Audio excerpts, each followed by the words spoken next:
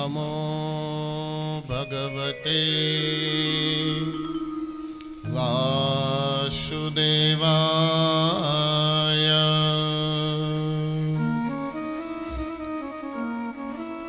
श्रीकृष्णाय वयं नुमः।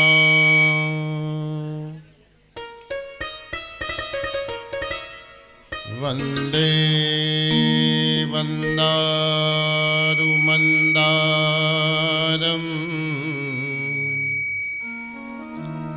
मिन्दुभूषणनन्दनम् अमन्दानन्दसन्दोहम् वन्देऽहं सिन्दूराननम्।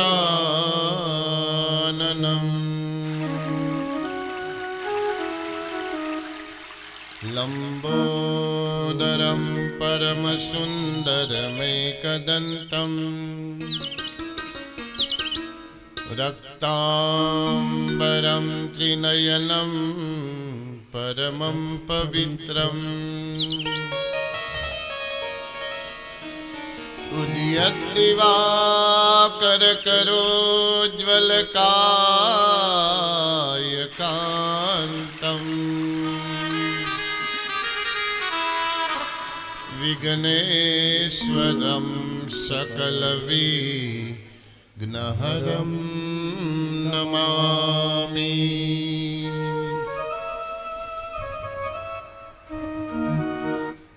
सच्चिन्तयेत् भगवतश्चरणारविन्दम्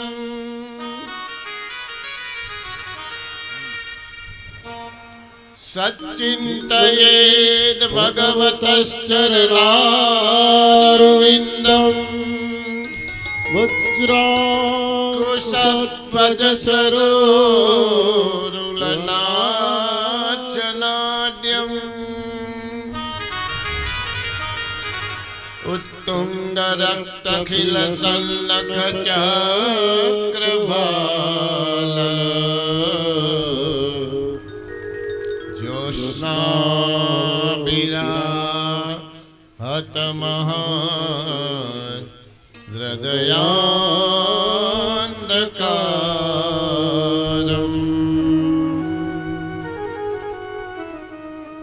ध्येयं सदा परिभवग्नमभीष्टदोहम्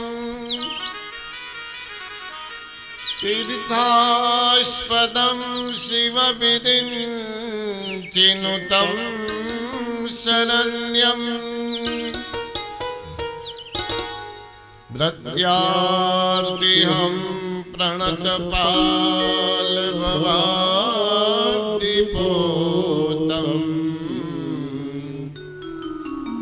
वन्दे महापुरुषते चरणारविन्दम्।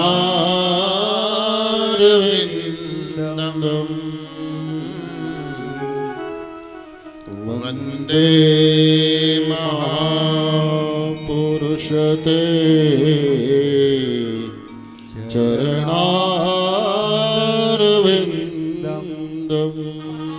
यं प्रव्रजन्तमनुपेतमपेतकृत्यम् द्वैपायनो विरहकातर्याजुहाव। पुत्रेति तन्मयतया तरवो विनेदु स्तं सर्वभूतहृदयम् मुनिमानतोऽस्मि।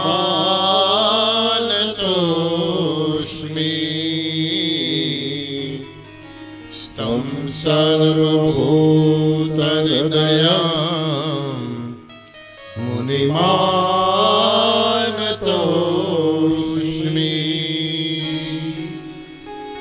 પ્રહલાદ નારદ પરાશર પુંડરીક વ્યાસાંબરીશ શુક નક ભીષ્મદાલ્મ્યા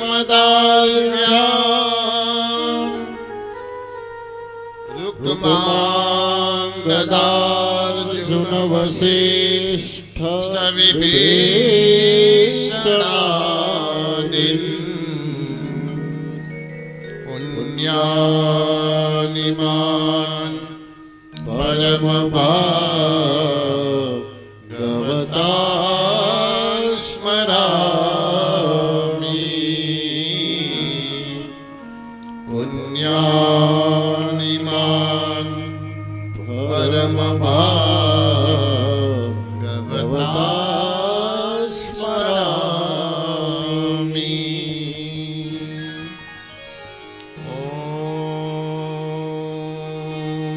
અજ્ઞાનતિમિરાન્ધસ્ય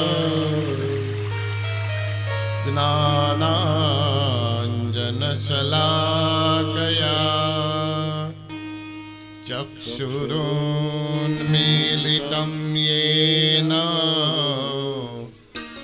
તસ્મૈ શ્રીગુરવે નમઃ.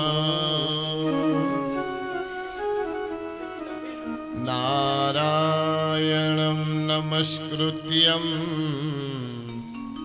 નરં ચૈવ નરોત્તમં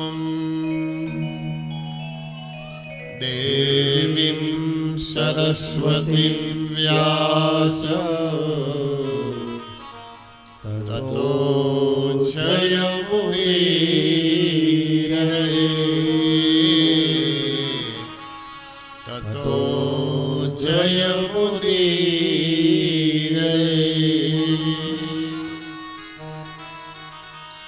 ગુરુર્બ્રહ્મા ગુરુર્વિષ્ણુ ગુરુર્દેવો મહેશ્વરા ગુરુર્સાક્ષાત પરબ્રહ્મા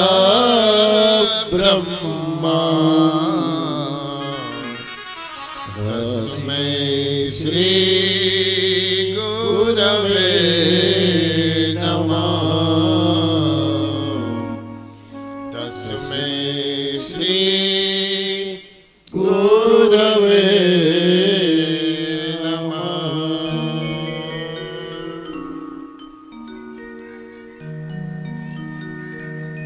સ્વસ્તિ શ્રી ગણેશાય નમઃ. શ્રી સરસ્વત્યે નમઃ. શ્રી કૃષ્ણાય વયં નુમઃ.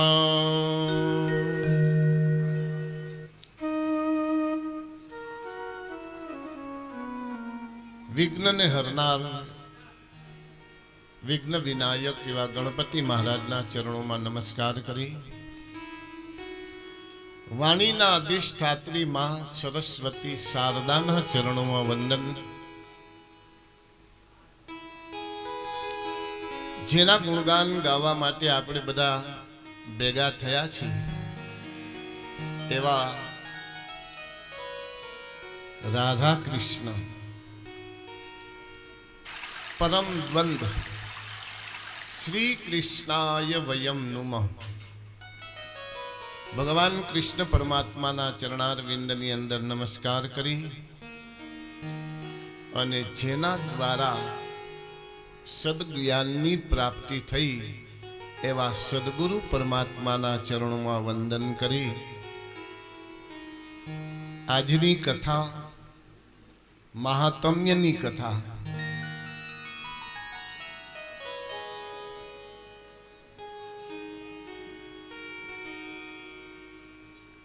આજની કથા શેની?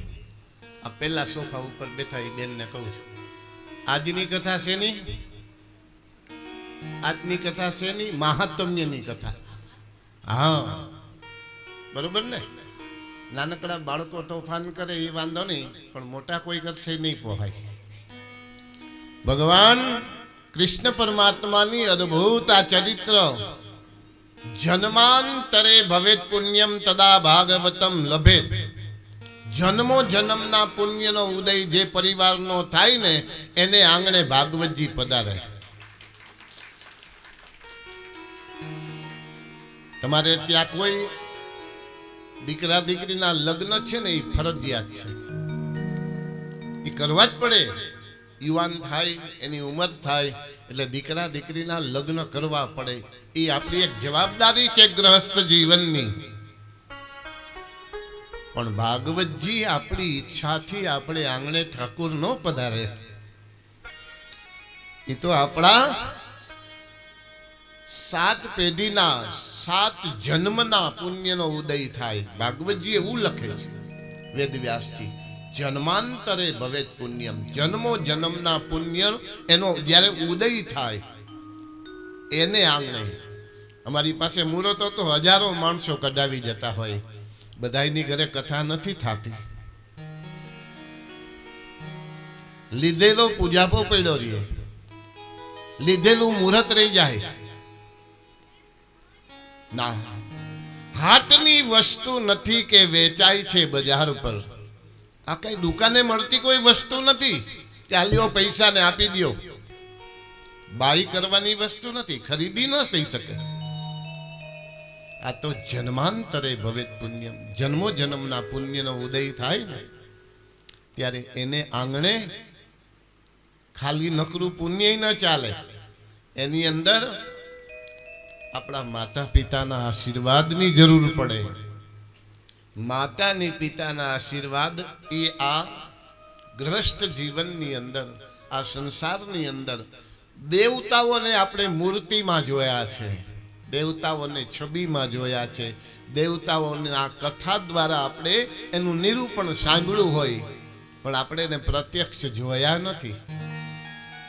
જ્યારે આ જગતની અંદર 2 દેવ એવા છે કે એને પ્રત્યક્ષ તમે જોઈ શકો છો અને તમે એને વંદન કરો એટલે તમને આશીર્વાદ દેવા માટે તમારી ઉપર હાથ મૂકે. એનું નામ છે માતા અને પિતા. માતૃદેવો ભવ, પિતૃદેવો ભવ, આચાર્ય દેવો ભવ, અતિથિ દેવો ભવ. આપણી આ સંસ્કૃતિ છે ભારત દેશની. માતા અને પિતા એવા દેવ છે કે જેની તમે પ્રત્યક્ષ પૂજા કરી શકો, પ્રત્યક્ષ આશીર્વાદ મેળવી શકો. પ્રત્યક્ષ તમારી ઉપર હાથ મૂકે. બીજા દેવની અંદર આપણે ભાવના કરવી પડે, કલ્પના કરવી પડે, ચિત્રોની અંદર ભાવ પ્રદર્શિત કરવો પડે.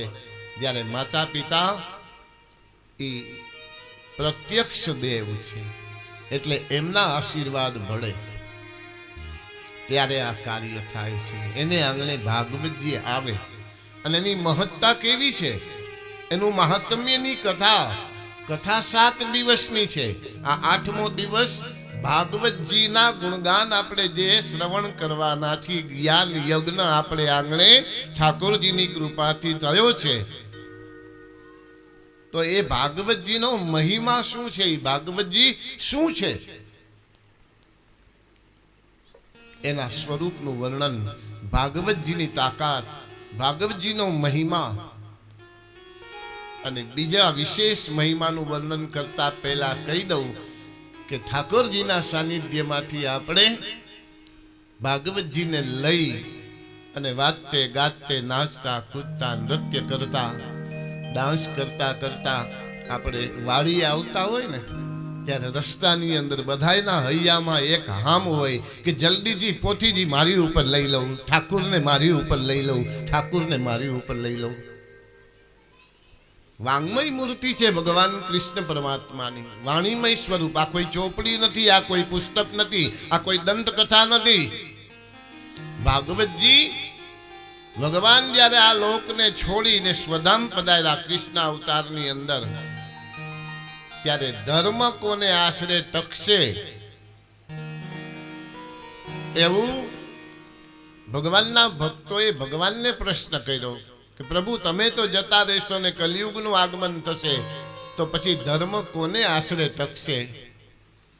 ત્યારે ભગવાને પોતાના દેહની અંદરથી દિવ્ય તેજ કાઢ્યું અને એણે આ શ્રીમદ ભાગવત શાસ્ત્રની અંદર પધરાવી અને કીધું કે કલિયુગની અંદર ધર્મ ભાગવતજીના શરણે અને ભાગવતજીના આશ્રયથી આખા જગતની અંદર ધર્મનો પ્રચાર અને પ્રસાર થશે. ધર્મ ભાગવતજીને આધારે રહેશે, એ ટકશે. એટલે ભાગવતજીની અંદર ભગવાને પોતાનું સંપૂર્ણ તેજ પધરાવ્યું અને એ દિવસથી આપણે ભાગવતજીની પોથીજી નહીં પણ ઠાકુરને માથે લઈ અને નાચતા કૂદતા પૂર્વા આનંદની સાથે બેન્ડવાજાની સાથે ભગવાનનું નામ સ્મરણ કરતા કરતા આપણે આંગણે એ ભાગવતજીને પધરાવીએ છીએ. એટલું જ નહીં, પધરાવી લીધા પછી જ્યાં સુધી ભાગવત કથા ચાલે ને ત્યાં સુધી સવાર સાંજ પૂજા આરતી પ્રદક્ષિણા. કોઈને ઘરે ભાગવતજીની કથા હોય ને એનો પરિવાર તો પ્રદક્ષિણા કરે, પણ મહેમાન આવ્યા હોય ને એ 108 પ્રદક્ષિણા કોઈને કોઈ વસ્તુ સમર્પિત ભાગવતજીના ચરણોમાં કરી અને 108 પ્રદક્ષિણા કથાની અંદર અવરોધ ન થાય એટલે વિરામના સમયે અથવા વહેલી સવારે ઉઠી અને ભાગવતજીને 108 પ્રદક્ષિણા કરે છે.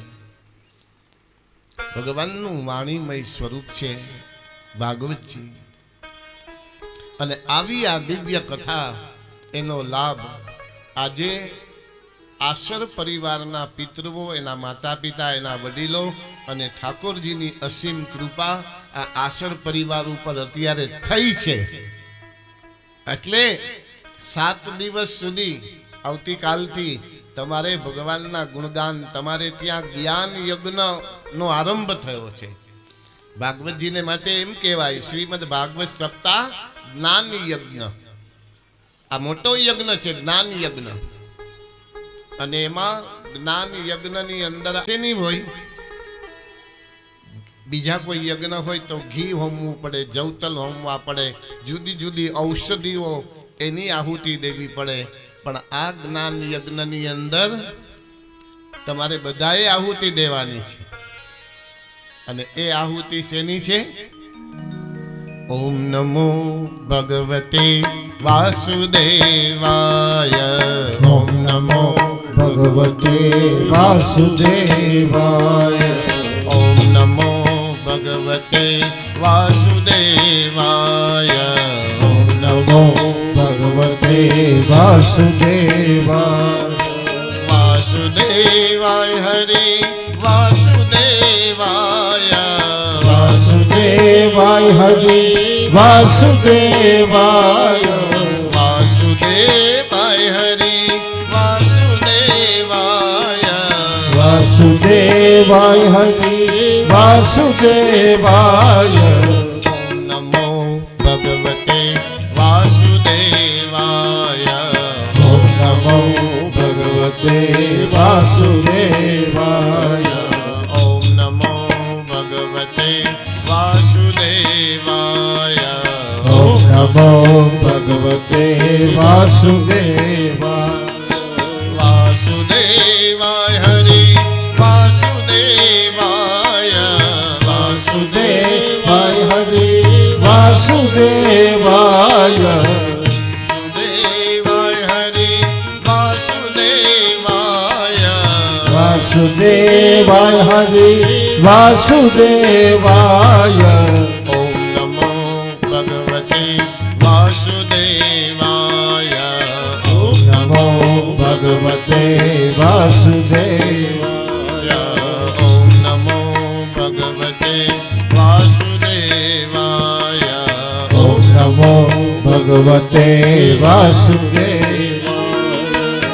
આ જ્ઞાન યજ્ઞની અંદર આપણે બધાએ આહુતિ દેવાની છે. અને આ યજ્ઞનો પ્રાધાન્ય જ આહુતિ છે. જેટલા ભગવાનના નામ સ્મરણ શ્રવણ થાય અને આપણા મોઢેથી લેવાય, આ જ્ઞાન યજ્ઞ છે.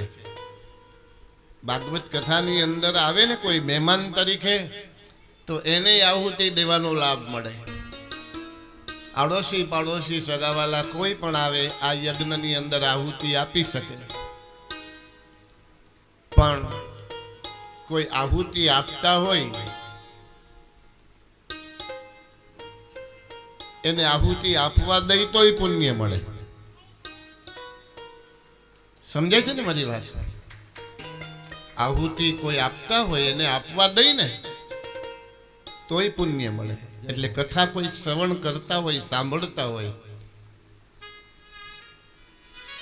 એને સાંભળવા દઈ ને તોય પુણ્ય મળે. એવો આ ભાગવતજીનો મહિમા છે. નૈમિષ નામના અરણ્યની અંદર કથાનો આરંભ મંગલાચરણ દ્વારા કરવામાં આવ્યો. મંગલાચરણ એટલે જેનું મંગલમય આચરણ છે, જેનું જીવન મંગલ છે, એવા ભક્તોને કથાના આરંભમાં યાદ કરવા પડે. પ્રહલાદ, નારદ, પરાશર, પુંડરીક, વ્યાસાંબરીશ, સુક, સૌનક, ભીષ્મદાલ્ભ્યામ, રૂકમાંગદાર્જુન, વશિષ્ઠ, વિભીષણાદિન પુણ્યાનિમાન પરમ ભાગવતાન સ્મરામી. ભાગવત એટલે ભગવાનના ભક્તો. આ દિવ્ય કથા ભગવાનના ભક્તોથી ભરેલી છે અને એને કથાના આરંભમાં એનું મંગલાચરણ કરવું પડે. એને બધાને આપણે યાદ કરવા પડે. મંગલમય જેનું આચરણ છે એવા ભક્તોને કથાના આરંભમાં યાદ કરીએ. એ મંગલાચરણ કર્યા પછી ભાગવતજીનો મહિમા, ભાગવતજીની કથામાં મહાત્મ્યની પદ્મ પુરાણ અંતર્ગત પદ્મ પુરાણમાંથી લીધેલી ભાગવતજીની આ મહાત્મ્યની કથા નૈમિષ નામના અરણ્યની અંદર સૂત અને સૌનકના સંવાદમાં ભાગવતજીનો મહિમા ગાવામાં આવ્યો છે. નૈમિષ નામનું અરણ્ય, અરણ્ય એટલે જંગલ, નૈમિષારણ્ય. કોઈ પણ કથા શ્રવણ કરવા જાઓ ત્યારે કોઈ પણ પંડિત હોય, ભૂદેવ હોય, એ આ જ એવી જગ્યાનું નામ છે નૈમિષારણ્ય. ભૂમિનો મહિમા છે. એક ભૂમિ ઉપર તમે ઉભા રહ્યો એટલે હૃદયની અંદરથી કઈ સત્કર્મ કરવાની ઈચ્છા થાય, દાન કરવાની ઈચ્છા થાય, તમારું મન પ્રસન્ન થઈ જાય. એક ભૂમિ ઉપર ઉભા રહ્યો એટલે હૃદયની અંદર ઉદ્વેગ ઊભો થાય, હૃદયની અંદર અસંતોષ ઊભો થાય. ન ગમતું, ક્યાંય ગમતું નથી એવા શબ્દો આપણે મેળે મેળે બોલવા લાગીએ. અહીંયા કાંઈ ગમતું નથી. એ ભૂમિનો પ્રતાપ છે. ભૂમિનો હંમેશને માટે પ્રતાપ હોય. માણસ નવું મકાન બનાવે ને એટલે એની અંદર વાસ્તુ શાંતિ નામનો યજ્ઞ કરે. એ ભૂમિના દરેક પ્રકારના દોષની શાંતિને માટે વાસ્તુ શાંતિ નામનો યજ્ઞ બ્રાહ્મણો દ્વારા કરાવે. ભૂમિનો પ્રતાપ હોય છે. આ જગતની અંદર કોઈ મા બાપની સેવા દીકરો બહુ સારી રીતે કરતો હોય ને તો આજે જેની ઉપમા અપાય છે, દીકરો બહુ સારી રીતે મા બાપની સેવા કરતો હોય ને તો એના મા બાપ શું કે, મારો દીકરો શ્રવણ જેવો થયો છે, મારો દીકરો શ્રવણ છે, શ્રવણ જેવો છે. અમારી એવી શ્રવણે જે માતા પિતાની સેવા કરી ને એવી અમારો આ દીકરો શ્રવણની જેમ અમારી સેવા કરે છે. માતા પિતાની સેવા માટે જેનું નામ આજે પણ ઉપમામાં લેવાય, એ શ્રવણ કુમાર એકવાર ખભા ઉપર કાબડમાં માતા પિતાને બેસાડી યાત્રા કરવા નીકળો તો રસ્તાની અંદર કોઈ દિવસ ન આવે એવો શ્રવણને વિચાર આવ્યો. ખભા ઉપરથી કાવડ નીચે મૂકી દીધી ને માતા પિતાને ન બોલવાના શબ્દ બોલવા લાગ્યો. તમારી પાછળ મારી જિંદગી મેં બરબાદ કરી નાખી.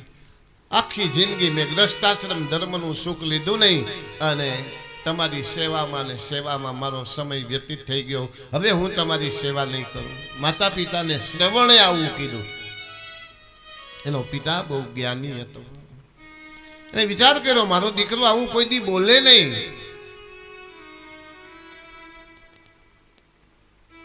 શ્રવણના પિતાએ કીધું, બેટા તે અમારી ખૂબ સેવા કરી, અત્યાર સુધી સેવા કરી છે, એક થોડુંક કામ કરી દે, અહીંથી થોડેક દૂર અમને લઈ જા, પછી ભગવાન જેવડો ધણી અમારું જે થવાનું હશે એ થશે, પછી તું અમારી સેવા ન કરતો અમને છોડીને જતો રહેજે.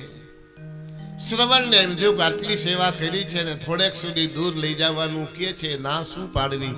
ખભા ઉપર કાવલ લીધી ને થોડેક દૂર જ્યાં ગયા ત્યાં તો શ્રવણની આંખમાંથી અશ્રુ ધારા અને ખભા ઉપરથી કાવળ મૂકી માતા પિતાના પગ પકડીને રડવા લાગ્યો. અરે રે, મારી જીવન પર્યંતની સેવા એની ઉપર મેં પાણી ફેરવી દીધું. મેં તમને ન બોલવાના શબ્દ કીધા, માતૃદેવો ભવ પિતૃદેવો ભવ, એના બદલે મેં તમારો તિરસ્કાર કર્યો. મારી કરેલી સેવા બધી નિષ્ફળ ગઈ. ત્યારે એના પિતાએ એની માથે હાથ મૂક્યો. બેટા, તારો વાંક નથી. જે જગ્યા ઉપર તને આવો વિચાર આવ્યો ને એ જગ્યા કઈ હતી બેટા? કાકાએ ભત્રીજાને માર્યા છે, ગુરુએ શિષ્યની હત્યા કરી છે, ભાઈએ ભાઈની હત્યા કરી. એ કુરુક્ષેત્રનું રણસંગ્રામનું મેદાન હતું. એ ભૂમિનો પ્રતાપ હતો. એટલે તને સારો વિચાર ન આવે. બેટા, તારો વાંક નથી. એમ એક નિમિષ માત્ર બેસવાથી એક ભૂમિ ઉપર હૃદયમાં ભક્તિનો પ્રાદુર્ભાવ થાય. એ જગ્યાનું નામ છે નૈમિષારણ્યની અંદર સૂત અને શૌનકાદિ ઋષિઓએ ભાગવતજીનો મહિમા એને શ્રવણ કરવાને માટે કથા રૂપી મહાત્મ્યની કથા છે ને એ કહેવા લાગ્યા છે. ભૂમિના પ્રતાપની વાત કરીએ તો કોઈ દેવ મંદિરે આપણે દર્શન કરવા જાય અને મંદિરમાં કે હવેલીમાં આપણે પ્રવેશ કરીએ એટલે એની મેળે મેળે મનમાંથી શ્રી કૃષ્ણ શરણમ મમ, જય શ્રી કૃષ્ણ, જે આપણા ઈષ્ટદેવ હોય, જે આપણા ભગવાન હોય એનું નામ સહજતાથી લેવાવા માંડે. એ ભૂમિ ઉપર પગ મૂક્યા ભેરું છે. તમે હવેલીમાં જાવ એટલે તરત કોઈ સામે વૈષ્ણવ મળે તો આપણે એને જય શ્રી કૃષ્ણ કીધા વગર નથી રહેતા. એ ભૂમિનો પ્રતાપ છે. પણ એની સામે તમે પિક્ચર જોવા સિનેમામાં જાઓ તો કોઈ દી હારે ગૌમુખી માળા લઈને જાઓ છો? બસ वो भोग की भूमि है, ये भक्ति की भूमि है. फर्क इतना. ભોગની ભૂમિમાં જાઓ ત્યાં ભોગ ભોગવવાની ઈચ્છા થાય. ભક્તિની ભૂમિમાં પગ મૂકો એટલે ભગવાનનું નામ સ્મરણ કરવાની ઈચ્છા થાય. આ ભૂમિનો પ્રતાપ છે. નૈમિષારણ્યની અંદર સૂતજી મહારાજ બધા ઋષિ મુનિઓને વચ્ચે આવીને એક દિવ્ય આસન ઉપર બિરાજમાન થયા. અને સૂતજી મહારાજ વેદવ્યાસજીના પરમ શિષ્ય છે. સૂતજી મહારાજ એને જોતાની સાથે જ શૌનકાદિ ઋષિઓએ અભિવાદન આપી, આસન આપ્યું, હાથ જોડીને વંદન કર્યા. મહારાજ, તમે વેદવ્યાસજીના પરમ શિષ્ય છો અને શુદ્ધ પુરાણિક કહેવાય. એની પાસેથી દરેક પુરાણોની કથા શ્રવણ કરતા કરતા કોઈ દી તૃપ્તિ ન થાય એવી કથા સૂતજી મહારાજ દરેક પુરાણોની કથા કરે છે. માટે આજે શૌનકાદિ ઋષિઓએ પ્રશ્ન કર્યો કે મહારાજ, આપ પરમ જ્ઞાતા છો, જ્ઞાની છો, અને અમને આજે એવી કોઈ કથા શ્રવણ કરાવો જે કલિયુગના દરેક પ્રકારના દોષોનું શમન કરે અને ભક્તિ, જ્ઞાન અને વિવેકનો ઉદય થાય જેને સાંભળવાથી. એવી કોઈ કથા હોય. મમ કર્ણ રસાયનમ, અમારા કાનની અંદર રસાયન નાખે ને જેમ કાનને ગમે એ મમ કર્ણ રસાયન રૂપ એવી કોઈ કથા અમને કહી બતાવો કે જે કથા દ્વારા અમારી અંદર જ્ઞાન, વૈરાગ્ય અને વિવેકો વર્ધતે મહાન. વિવેકનો વધારો થાય. વિવેક છે ને એ 10મો નિધિ છે. વિવેકથી જ આખું જગત તમે પોતાનું બનાવી શકો. વિવેકો ભ્રષ્ટાનામ ભવતી વિનિપાતે સતમુખમ. વિવેકથી જે માણસ ભ્રષ્ટ થાય એનું 100 રીતે પતન થાય. એટલે વિવેક 10મો નિધિ છે. સૂતજી મહારાજની પાસે શૌનકાદિ ઋષિઓએ એવી કથા શ્રવણની માગણી કરી કે ભક્તિ, જ્ઞાન, વૈરાગ્ય અને અમારા જીવનની અંદર વિવેક રૂપી સૂર્યનારાયણ ભગવાનનો ઉદય થાય એવી કથા અમને કઈ બતાવો. ત્યારે સૂતજી મહારાજે સૌનક આદિ ઋષિઓની જિજ્ઞાસા, આ જગતમાં કોઈ કોઈના ગુરુ નથી, કોઈ કોઈના શિષ્ય નથી. જિજ્ઞાસા એ જ મોટા ગુરુ છે. જિજ્ઞાસા છે ને એ જ જીવનમાં મોટામાં મોટો ગુરુ. તમને હૃદયમાં જિજ્ઞાસા થઈ કે આ મારે કરવું છે, મારે સીએ થવું છે, મારે ડોક્ટર થવું છે, મારે આ વસ્તુ પ્રાપ્ત કરવી છે. આ હૃદયમાં જિજ્ઞાસા હોય ને અને એની સાથે તમારો પુરુષાર્થ ભળે એટલે અવશ્ય તમને સફળતા મળે જ. જિજ્ઞાસા મોટો ગુરુ છે. સૌનકાદિ ઋષિઓની જિજ્ઞાસા એવી હતી કે સૂતજી મહારાજની પાસેથી આપણે કંઈક ભગવાનના નામ સ્મરણ અને ભગવાનની કથા શ્રવણ કરી તો શ્રોતા અને વક્તા, તમારી જિજ્ઞાસા, કથા અહીંથી હું કરું છું, ઠાકોરજી બોલાવે એવી, ઠાકોરજી જે અંદરથી શબ્દ આપે એ આપને સંભળાવો. આ દુનિયામાં કોઈ વિદ્વાન નથી, પંડિત નથી. ઠાકોરની કૃપા હોય, મા બાપના આશીર્વાદ હોય તો અંદરથી વાણી નીકળે. વાણી અંદરથી તો નીકળે. ગમે એટલા ભણેલા હોય ને તો એ સમયે ન યાદ આવે તો એ શું કામનું? એ વિદ્વત્તા નકામી થાય. જિજ્ઞાસા શ્રવણ કરનારાની હોય એટલે કથા કહેનાર એની કથા અંદરથી નીકળવા માંડે, અંદરથી હૃદયમાંથી કથા પ્રગટે. તમે ભાવથી જ્યાં માણસોની જરૂર ન હોય કથામાં, જ્યાં શ્રોતા હોય તો જ કથા હારી થાય એવું નથી. જ્યાં માણસોની જરૂર નથી, પણ જેટલા હોય ને એટલા માણસો તો હોવા જોઈએ. સમજાય બરોબર? ઓછા ભલે હોય પણ માણસો હોવા જોઈએ. અમે મા ભુવનેશ્વરીના સાનિધ્યમાં બેસીને જ્યારે કથા કરીએ ને તો લંડનથી 3 જણા આવ્યા હોય. કેટલા? 3 જણા જ લંડનથી કથા કરવા આવ્યા હોય કે અમારે પિતૃ મોક્ષાર્થે માના સાનિધ્યમાં ભાગવત સપ્તાહ કરવી છે. એ 3ની વચ્ચે ભાગવતજીની અમે કથા જે લાખો માણસો કે હજારો માણસોની વચ્ચે કરીએ ને એ 3 જણાની વચ્ચે એવી જ કથા થાય. શું કામ? એ 3ની જિજ્ઞાસા છે ને એ અમને જકડી રાખે. અને એ 3 જણા એમ કે અમે કોઈ દિવસ એસી ઓફિસમાં ચેરથી નીચે કોઈ દી બેઠા નથી અને અહીં તમે અમને 3 કલાક પલોઠી વાળીને બેસાડવો છો, બસ એમાં આનંદ આવે છે. એટલું બોલે ત્યાં તો અમને અંદર લાખો રૂપિયાની દક્ષિણા મળી ગયો એટલો આનંદ થાય કે જે એસી ઓફિસમાં બેસનારા અને ચેરથી નીચે કોઈ દી બેઠા નથી એ અહીં પલોઠી વાળીને પાગરણ ઉપર ગાજલા ઉપર બેસી જાય અને 3 કલાક બેઠી રહેતા હોય. તો જે વાણી માએ આપી છે એ વાણીની તાકાત ક્યારે ખબર પડે?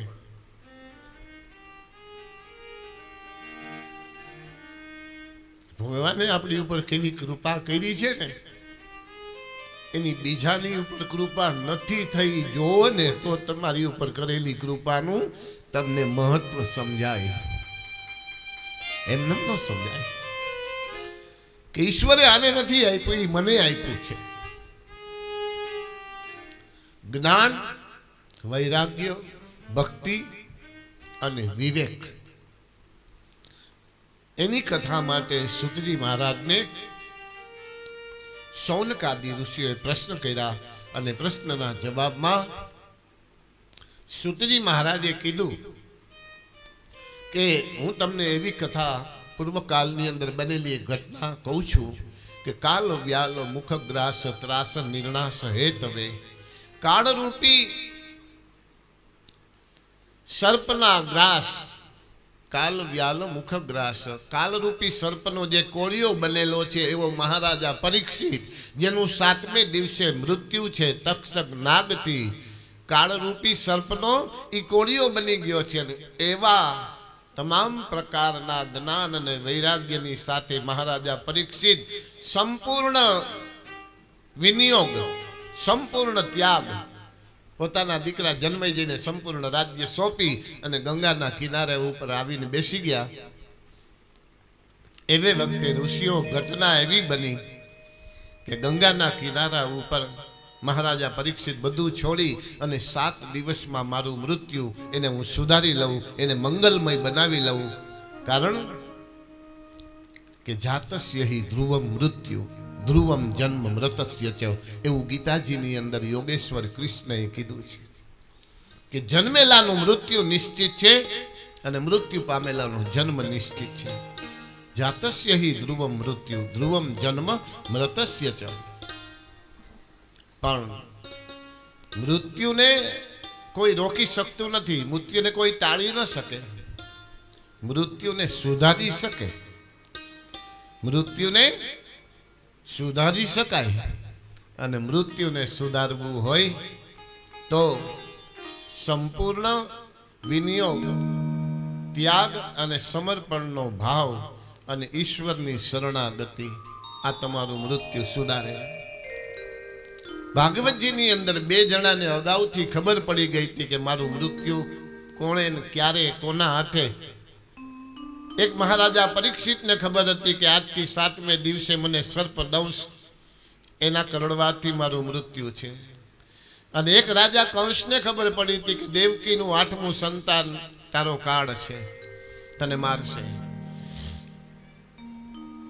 બંનેને મૃત્યુની ખબર હતી અગાઉથી, છતાંય બંને જણાએ પ્રયાસ સરખા ન કર્યા. મહારાજા પરીક્ષિતે મૃત્યુને સુધારવાનો પ્રયત્ન કર્યો અને રાજા કંસે મૃત્યુને ટાળવાનો પ્રયત્ન કર્યો. એ ટાળી ન શક્યો, પણ રાજા પરીક્ષિત સુધારી શક્યો.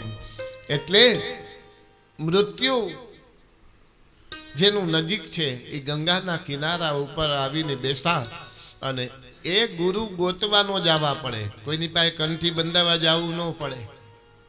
ગુરુ સામે ચાલીને આવે.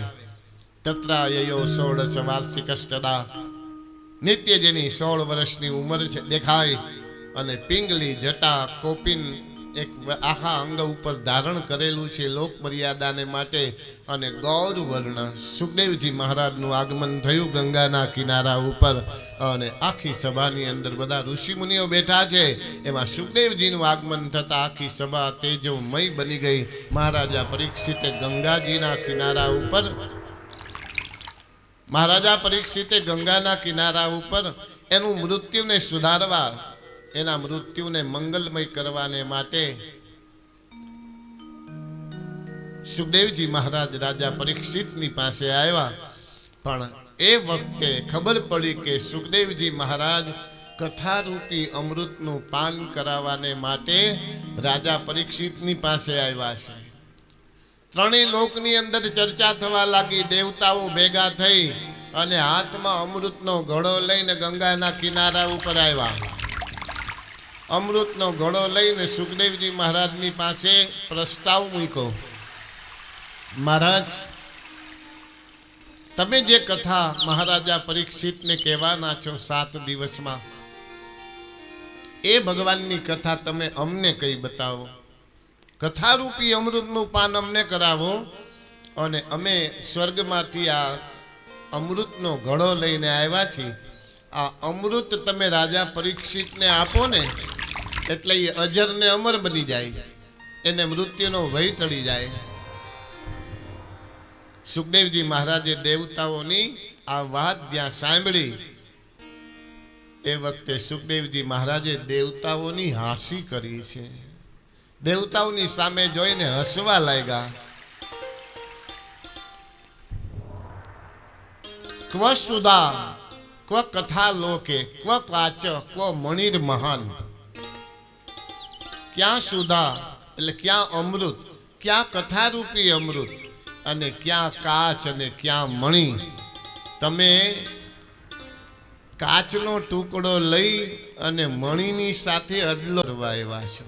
કથારૂપી અમૃતનું પાન એ મણિ છે, આ તમારું સ્વર્ગનું અમૃત એ કાચનો ટુકડો છે. સમાન વસ્તુનો વિનિમય થાય. હે દેવતાઓ, આ કાચ અને મણિનો વિનિમય ન થઈ શકે.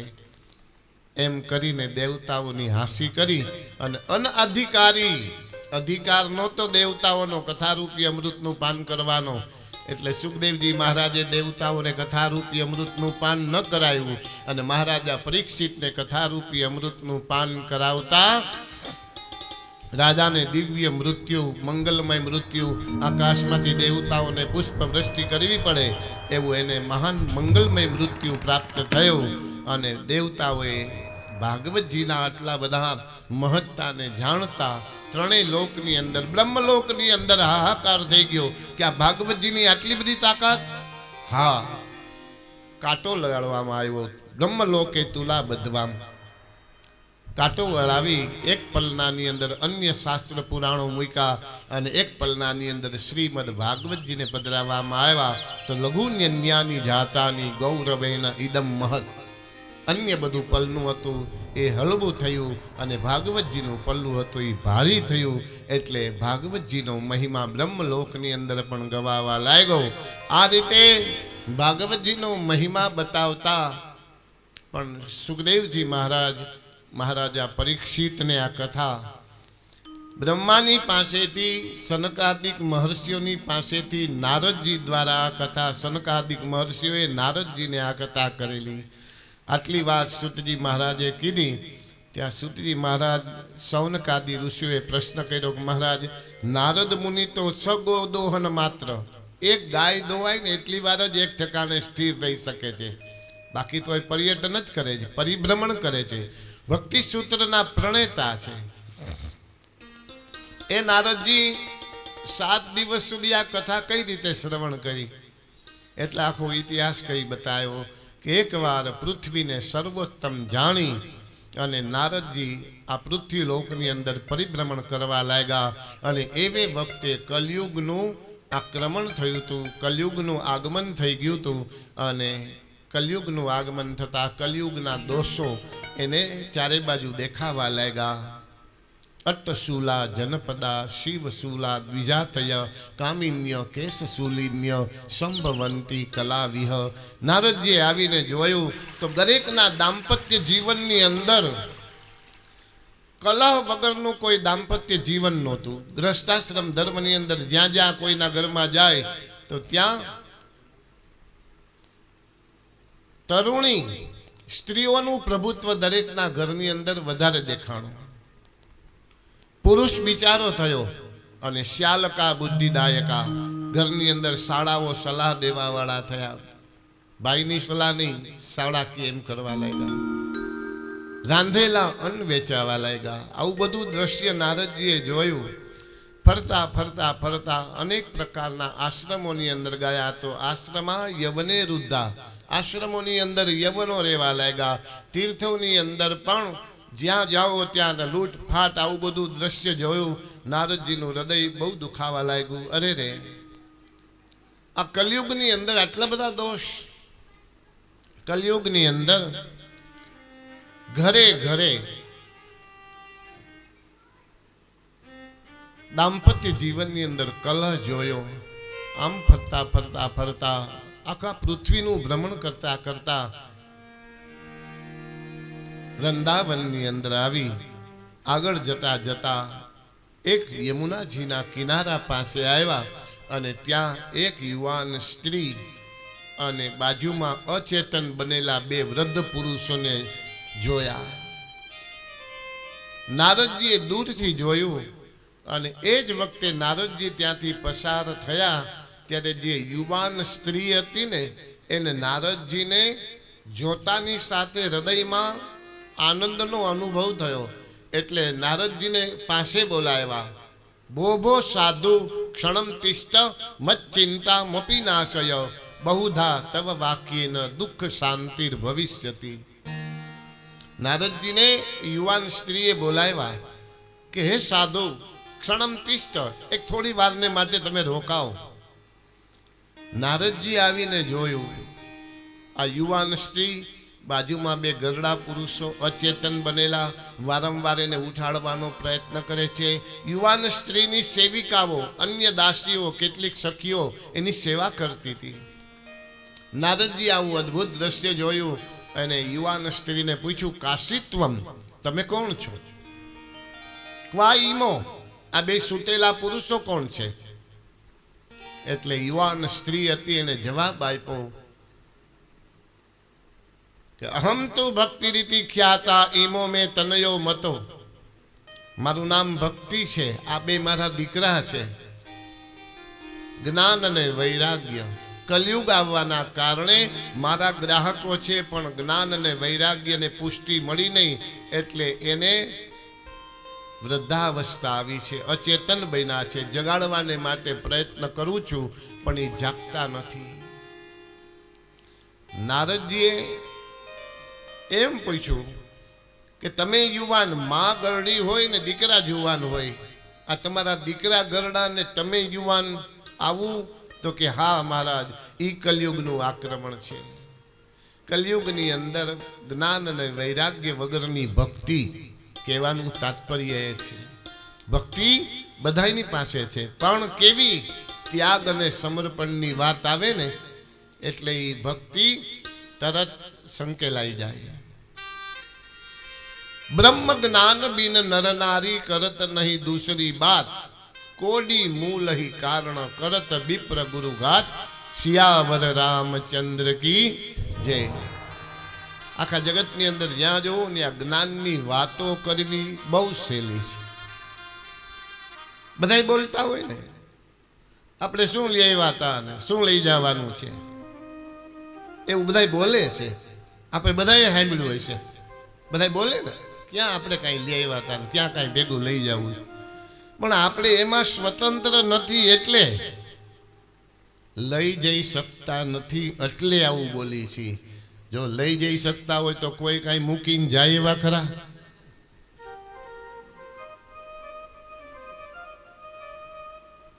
શું લઈ આવ્યા હતા અને શું લઈ જવાનું એવું બોલીએ, પણ આપણી બાજુમાં કોઈ આવી અને એક નાનકડી હેલ્પ માગે, નાનકડી મદદ માગે, જેમાં કંઈક આપણે ત્યાગ કરવું પડે, કંઈક સમર્પણ કરવું પડે, એવી વાત આવે ને તો આપણે કંઈ ને કંઈ બાનું કાઢીને એમાંથી નીકળી જાય. તમે થોડાક મોડા આવ્યા, નહીતર આજે હજી સવારે હતા પણ બપોરે દઈ દીધા, તમે આજે મોડા આવ્યા, નહીતર હું તમને અવશ્ય મદદ કરત. આવું બોલીને માણસ નીકળી જાય. તો ત્યાગ અને સમર્પણ વગરની ભક્તિ, એટલે મારી આ પુષ્ટિ મને મળી છે, પણ મારા દીકરાઓ ગરડા થયા છે, માટે મારા દીકરાને પુષ્ટિ મળે એવો કોઈ રસ્તો હોય તો નારદજી તમે બતાવો. નારદજીએ ભક્તિને પુષ્ટિ આપતા કીધું કે ભક્તિ, તમે તો ભગવાનને પ્રાણ કરતા વધારે વાલા છો. નારદજીએ ભક્તિને એવું કીધું, તમે ભગવાનને પ્રાણ કરતા વધારે વાલા છો. શું કામ? તો કે તમારા કારણે ભગવાન ઊંચ કે નીચ યોની જોતા નથી, ગરીબ કે તવંગર જોતા નથી. ભક્તિ પ્રિયો માધવ. માધવ કેવો છે? જ્યાં ભક્તિ હોય ત્યાં ભગવાન જાય છે. ભક્તિ પ્રિયો માધવ. તમે તો એક ભક્તિ, તમારા કારણે તો ભગવાન ઊંચ નીચ પશુ યોની જોતા નથી, ઊંચ નીચ યોની જોતા નથી, ગરીબ કે તવંગર જોતા નથી. પ્રભુ એક ભક્તિ જોવે છે, અને ભક્તિ એનું નામ છે કે જેના હૃદયમાં ઈશ્વર પ્રત્યે અનુરાગ હોય, પ્રેમ હોય. ભગવાન દોટ ક્યાં મૂકે? ભગવાન જાય ક્યાં? તો કે જ્યાં અનુરાગ હોય, ભક્તિ હોય, પ્રેમ હોય. પ્રેમને વશ થયા રાજી, એમાં શું કરે પંડિતોને કાજી. વાલો મારો પ્રેમને વશ થયા રાજી.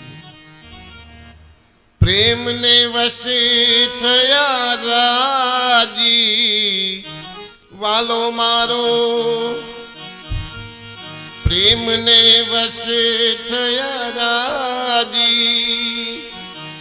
એમાં શું કરે પંડિતોને કાજી. વાલો મારો પ્રેમને વશ થયા રાજી, વાલો મારો પ્રેમને વશ થયા રાજી. પ્રેમને વશ થયા રાજી, વાલો મારો પ્રેમને વશ થયા રાજી. શું કરે પંડિતોને કાજી વાલો મારો પ્રેમ ને વસે થયા રાજી કર્મા બાઈનો આરોગ્ય કીર્ણો વિદુરની ખાધી ભાજી કર્મા બાઈનો આરોગ્ય કીર્ણો વિદુરની ખાધી ભાજી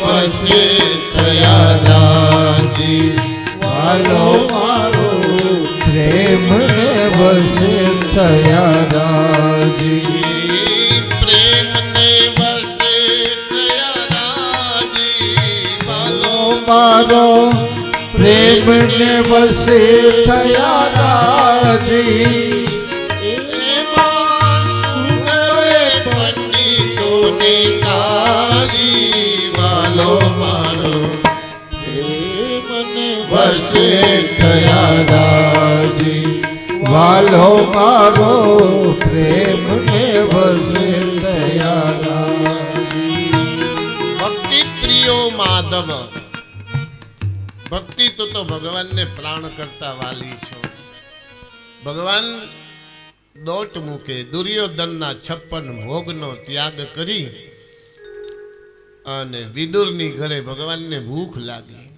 ઠાકુરે બારણા ખખડાવ્યા વિદુરના ઘરે જઈને સુલભા ખોલો મને ભૂખ લાગી છે कौन कहते हैं भगवान खाते नहीं देर सबरी की तरह कोई खिलाते नहीं સુલભા વિદુર પત્નીનું નામ છે સુલભાનું નામ લઈને ભગવાને દ્વાર ખખડાયું 56 ભોગનું આમંત્રણ હતું દુર્યોધનનું એ છોડી અને સુલભાની ઘરે આવીને દ્વાર ખખડાવીને કીધું કે મને ભૂખ લાગી છે ખોલો સુલભાને આંગણે પ્રભુ પધાર્યા એકાએક દ્વાર ખોલ્યું ઠાકોરજીને જોતાની સાથે સુલભા બાવરી બની ગઈ ગાંડી થઈ ગઈ ઓહો મારે આંગણે આજે મારા ઠાકોર આજે ભગવાન કૃષ્ણ મારે આંગણે આવ્યા આસન દેવાનું ભૂલી ગઈ ભગવાનને નીચે બેસી ગયા પ્રભુ 3 લોકનો નાથ વિદુર પત્નીની ભક્તિમાં આસન વગર નીચે બેસી ગયો એટલું જ નહીં ભગવાને એમ કીધું ને કે સુલભા મને કાંઈક ભોજન આપો એ ભોજન માંગ્યું ઘરમાં જોયું કાંઈ હતું નહીં પાડોશીની ઘરેથી કેળા લઈ અને સુલભા આવી પણ બાવરી એવી બની ગઈ હતી જલ્દીથી હું ઠાકોરને આરોગાવું જલ્દીથી ઠાકોરના ચરણોમાં સમર્પિત કરું કેળાની છાલ કાઢીને ઠાકોરજીના હાથમાં અને ગર્ભનો ઘા કરી દે ભગવાનની છાલ ખાય છે સુલભા છાલ કાઢીને ભગવાનના હાથમાં આપે છે ગર્ભ ફેંકી દે છે અને એવે જ વખતે વિદુરજી આવ્યા અને એને દોટ મૂકી અરે રે સુલભા બાવરી બની ગઈ છે મારા ઠાકુરને કેળા ખવડાવવાને બદલે છાલ ખવડાવે છે એને દોટ મૂકીને જ્યાં સુલભાનો હાથ વિદુરજી પકડે ને એ પેલા કનૈયાએ વિદુરજીનો હાથ પકડી લીધો વિદુરજી આજે આડા ન પડતા મને છાલમાં સ્વાદ આવે છે મારા વૈષ્ણવોએ મને કેળા બહુ ખવડાવ્યા પણ આજે કોઈ મને છાલ નથી ખવડાવી આજે મને છાલમાં સ્વાદ આવે છે વસ્તુમાં સ્વાદ નથી હોતો સ્વાદ જમાડનારના ભાવમાં હોય છે જમાડનારના ભાવમાં સ્વાદ હોય છે કોઈને ત્યાં આપણે ભોજન કરવા જાય કંકોત્રી તો આપી જ હોય બધા આવ્યા હોય જમવા માટે આપણે જાય અને ઘરધણીની સામે આપણે જોતા હોય કે આપણને જોઈ લઈએ ને તો આપણો વ્યવહાર ગણાઈ જાય આપણે આવ્યા છીએ હાજરી પુરાઈ જાય જેની ઘરે પ્રસંગ હોય ને ત્યાં આપણી ઈચ્છા આવી હોય કે આપણે ગરદણીને મળી લઈ અને વ્યવહાર છે ને એટલે આપણી હાજરી ગણાય છે કે અમે આવ્યા હતા તમારા પ્રસંગમાં, પણ એ ગયા પછી તમારી સામે કોઈ પ્રતિસાદ ન મળે ને તો ત્યાં ગમે એટલા 600ની ડીશ હોય તોય ભલે ને 1500ની ડીશ હોય તોય ભલે, તમને એમ થાય કાંઈ ન આવ્યા હોત તો સારું હતું. પ્રતિસાદ ન મળે, આવકાર ન મળે, આદર ન મળે, ભાવ ન મળે, પ્રેમ ન મળે, ત્યારે એ ભોજનમાં આપણને સ્વાદ જતો રહે, એ જમવાનો આનંદ ન આવે. આજે ભક્તિ પ્રિયો માધવ નારદજી ભક્તિને પુષ્ટિ આપે છે. ભક્તિ તમે તો ભગવાનને બહુ વાલા છો, પણ તમારા જ્ઞાન અને વૈરાગ્યને હું પુષ્ટિ આપવાને માટે પ્રયત્ન કરું છું અને ભક્તિ હું તમારી ઘરે ઘરે સ્થાપના કરીશ એ તમને વચન આપું છું, પ્રતિજ્ઞા કરું છું. તદા નાહમ હરેર દાસો લોકે ત્વામ ન પ્રવર્તયે. હું હરિનો દાસ નહીં જો ઘરે ઘરે તમારી સ્થાપના ન કરું તો, એમ ભક્તિને પાસે નારદજીએ વચન આપી, પ્રતિજ્ઞા કરી અને નારદજી ભક્તિને આશ્વાસન આપતા જ્ઞાન અને વૈરાગ્ય જાગૃત થાય એના માટે આગળ જાય. રસ્તાની અંદર નારદજી એક જ જિજ્ઞાસા છે કે જ્ઞાન અને વૈરાગ્યને યુવાવસ્થા કેમ મળે. આકાશવાણી થઈ, અસમંજસ ન સમજી શકાય એવી, સત્કર્મ કરો એનાથી જ્ઞાન અને વૈરાગ્ય જાગૃત થશે. નારદજી બધાને પૂછવા લાગ્યા સત્કર્મ એટલે શું, સત્કર્મ શું, સત્કર્મ શું, બધાને પૂછે, યોગ્ય જવાબ ન મળ્યો. છેલ્લે બ્રહ્માજીના માનસ દીકરા 4 સનત કુમારોનો ભેટો થયો. સનત કુમારોને વંદન કરી અને નારદજીને ઉતાવળા જોયા ને એટલે સનત કુમારો એને ઊભા રાખ્યા. ત્વરિતમ ગમ્ય તે કુત્ર, તમે ઉતાવળા નારદજી ક્યાંથી આવો છો અને ક્યાં જાઓ છો? તમારા હૃદયની અંદર શું સંતાપ છે? નારદજીએ હાથ જોડીને કીધું કે તમે બ્રહ્માજીના માનસ દીકરા છો, નૈષ્ઠિક બ્રહ્મચારી, હજારો વર્ષના હોવા છતાં નાનકડા 5-5 વર્ષના બાળક, દિગંબર અવસ્થા, શરીર ઉપર એક પણ વસ્ત્ર ધારણ નથી કર્યું એવા સનત કુમારો ચારેય એ નારદજીએ કીધું કે મારી એક શંકાનું સમાધાન કરો. મેં જ્ઞાન અને વૈરાગ્યને યુવા અવસ્થા આપવાને માટે ભક્તિને વચન આપ્યું છે અને એ પૂર્ણ કરવા માટે આકાશવાણી થઈ પણ મને સમજાણું નહીં. એમ કીધું સત્કર્મ કરો. તો એ સત્કર્મનો અર્થ શું થાય, હું શું કરું તો ભક્તિના 2 જ્ઞાન અને વૈરાગ્ય જાગૃત થાય, યુવા અવસ્થા મળે. સનત કુમારો કીધું કે બહુ સરળ અર્થ છે. સત્કર્મમ સૂચકો નૂનમ જ્ઞાન યજ્ઞમ સ્મૃતો બુધે. વિદ્વજનોએ જ્ઞાન યજ્ઞને સત્કર્મ કીધો છે. નારદજી બહુ સરળ છે. સત્કર્મ એટલે ભગવાનના નામનું સંકીર્તન, ભગવાનના નામનો મહિમા ગાવો. સત્કર્મ એટલે જ્ઞાન યજ્ઞ. જ્ઞાન યજ્ઞ એટલે આપણે જે આસર પરિવારને આંગણે આજથી થઈ રહ્યો છે એને જ્ઞાન યજ્ઞ કહેવામાં આવે. આ સત્કર્મ કરો. જ્ઞાન યજ્ઞ કરવાને માટે સનત કુમારો દ્વારા નારદજી તૈયાર થયા અને નારદજીએ જ્યાં આ જ્ઞાન યજ્ઞ દ્વારા ભગવાનનું યજન સનત કુમારો દ્વારા ભગવાનનો મહિમા ગાવામાં આવ્યો. બધી સભામાં કેટલા ઋષિ મુનિઓ આવી અને આ જ્ઞાન યજ્ઞનો લાભ લેવાને માટે આવ્યા છે. અને જ્ઞાન યજ્ઞ થતા ભક્તિના 2 દીકરા જ્ઞાન અને વૈરાગ્યને પુષ્ટિ મળી અને જ્યાં જ્ઞાન યજ્ઞ ચાલતો હતો ત્યાં એક કૌતુક થયું. પીળા પિતાંબર જરકસી જામા અને દેવ જેવા સ્વરૂપને ધારણ કરતા ભક્તિની સાથે જ્ઞાન અને વૈરાગ્ય સભામાંથી પ્રગટ થયા. નાથેતી નામાની મુહુર વદંતી, હે નાથ, હે નારાયણ એવા શબ્દ બોલતા જ્ઞાન અને વૈરાગ્યને નવ યૌવનની પ્રાપ્તિ થઈ.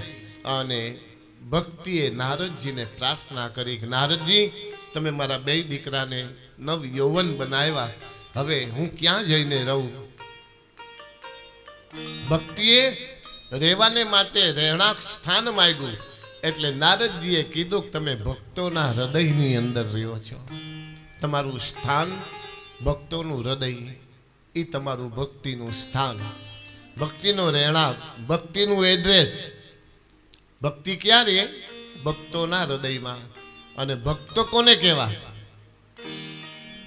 બહુ દાઢી વધારે, જટા વધારે, જાજી બધી માળા પહેરે એટલે એને ભગત કહેવા? ના, સંત એને નો કહેવાય.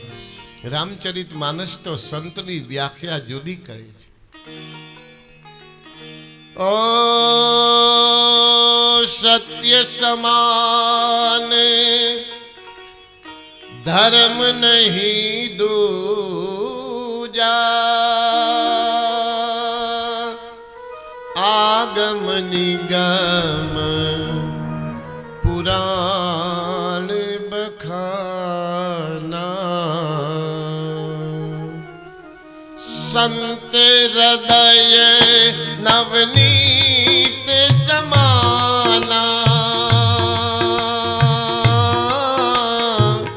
સંત હૃદય નવનીત સમાના.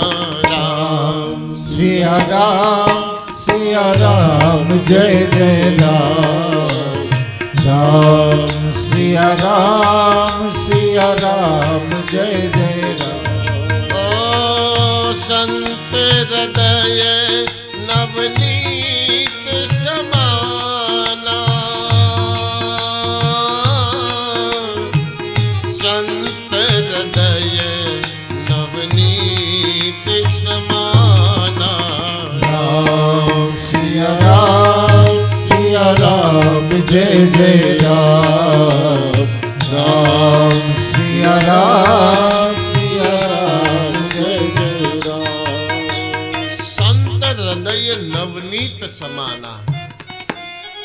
સંતની વ્યાખ્યા તુલસીદાસજીએ રામાયણમાં એવી કરી છે કે નવનીત, સંતનું હૃદય નવનીત જેવું હોય. નવનીતનો અર્થ થાય માખણ. નવનીત કોઈનું નામ હોય ને એનો અર્થ થાય માખણ. માખણને નવનીત કહેવામાં આવે છે.